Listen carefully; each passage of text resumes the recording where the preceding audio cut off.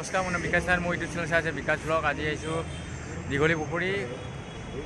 তো আজি ডক্টৰ ভূপেন হাজৰিকা মৃত্যুবাৰ্ষিক 5 নৱেম্বৰ 2011 চনত। তো মই আপোনালোকক এই মৃত্যুবাৰ্ষিক দিৱসটো আমি কেনেকৈ উদযাপন কৰিছোঁ, সদৌ অসম ছাত্ৰ সন্থা সকলো অল গুৱাহাটী ছাত্ৰ সন্থাই আমি আপোনালোকক দেখাম। তো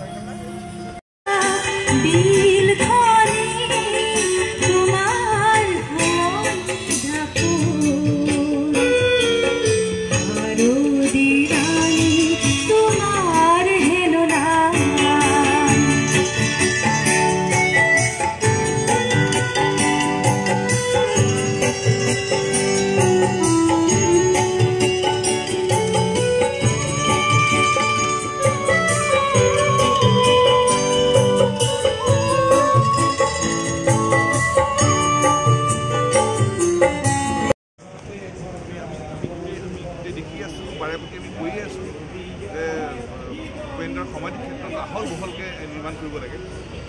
কৰা নাই চৰকাৰে, ইমান ঠেকঠুককৈ কিয় কৰে? মানে কৈ আছোঁ গাত লগা নাই। গতিকে চৰকাৰক আমি ক'ব খুজিছোঁ যে কেতিয়া পৰিকল্পনা কৰিব, কেতিয়া আহল বহলকৈ এই সমাধিস্থলটো ব্যাপকভাৱে ভালকৈ নিৰ্মাণ কৰিব, সেই কথাটো ঘোষণা আমি বিচাৰিছোঁ।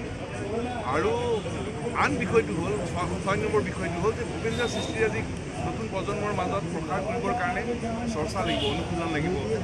আৰু সেইকাৰণে অসমৰ গাঁৱে ভূঞে চহৰে নগৰে ভূপেন্দ্ৰৰ নামত একোটা আধুনিক সা সুবিধাৰে প্ৰেক্ষাগৃহ নিৰ্মাণ কৰাৰ ব্যৱস্থা কৰিব। কাম লাগে, আমাক ফলাফল লাগে। ৰজাঘৰে শ্ৰদ্ধাঞ্জলি জনাইছে, কিন্তু প্ৰকৃত শ্ৰদ্ধাঞ্জলি হ'ব কেতিয়া? যেতিয়া কাম ফলাফললৈ ৰূপান্তৰ হ'ব। আৰু কিন্তু ৰজাঘৰলৈ ৰাইজ ৰৈ থকা নাই। ৰাইজে কিন্তু ঠায়ে ঠায়ে নিজাববীয়াকৈ বহুত ভাল কাম আৰম্ভ কৰিছে। ৰাইজে ভাল কামবোৰ আৰম্ভ কৰিছে। ৰজাঘৰে কিছুমান কাম কৰিবলগীয়া আছে, আৰু ৰজাঘৰে যদি কৰিব নোৱাৰে, ৰাইজে কিন্তু যিবোৰ কাম কৰিছে সেইবোৰ আগুৱাই নিবই। কিন্তু আমি